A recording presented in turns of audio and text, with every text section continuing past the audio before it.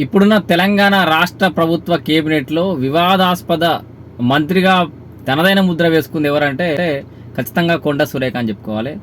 అటు నాగార్జున మీద కామెంట్లు చేయడం కావచ్చు, ఇట్లా రకరకాల కామెంట్లతోటి నిత్యం వివాదాలలో మునిగి తేలుతున్నటువంటి వ్యక్తి కొండ సురేఖ.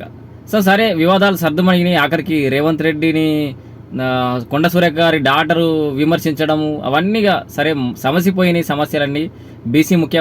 బీసీ మంత్రిగా ఉన్నది కాబట్టి ఆమె టచ్ చేసే పరిస్థితి అయితే లేకపోయింది, కంటిన్యూ అయితే వస్తుంది. సో అన్నీ మర్చిపోతున్నారు అనుకున్న తరుణంలో మళ్ళీ నిన్న రీసెంట్గా కొండ సురేఖ మరొక వివాదాస్పదమైనటువంటి వ్యాఖ్యలు చేశారు. భారతీయ జనతా పార్టీని ఉద్దేశించి వాళ్ళు ఏడనైనా సవాల్ పెట్టుడు, జై శ్రీరామనుడు అని చెప్పేసి దేవుళ్ళ మీద ఒక రకమైన వ్యాఖ్యలు చేసింది. అది పెద్ద ఎత్తున దుమారం రేగుతోంది తెలంగాణ రాష్ట్రంలో. సభ పెట్టుడు అయిపోగానే జై శ్రీరామనుడు, జై శ్రీరామ్ అంటే ఆకాశంలోకి వెళ్ళి పైసలు ఊడిపడి, జై శ్రీరామ్ అంటే పథకాలు రావు, జై శ్రీరామ్ అంటే ప్రభుత్వాలు నడివే అన్న విధంగా కొండా సురేఖ మాట్లాడడం అనేది ఇప్పుడు రాష్ట్ర వ్యాప్తంగా దుమారం రేపుతోంది. సో ఆర్ఎస్ఎస్ కానీ, బీజేపీ కానీ, హిందువులు కానీ అందరూ కూడా దీన్ని వ్యతిరేకిస్తున్నటువంటి పరిస్థితి.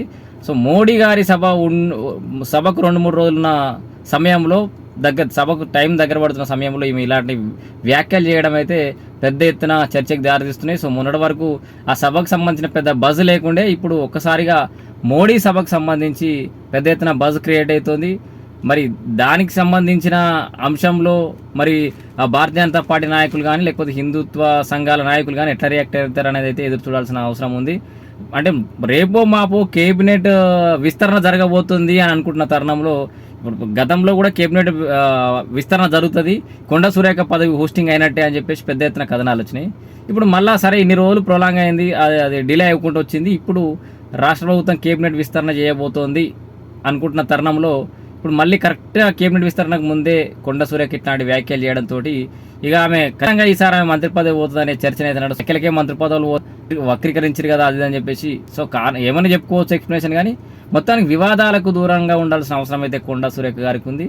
అది వివాదాలకు దూరంగా ఉంటే కొండ సురేఖకు మంచిది, అట్లాగే రాష్ట్ర ప్రభుత్వానికి మంచి కూడా విశ్లేషకులు చెప్తున్నమాట. మరి చూద్దాం ఏం జరగబోతుందో రాను రాను.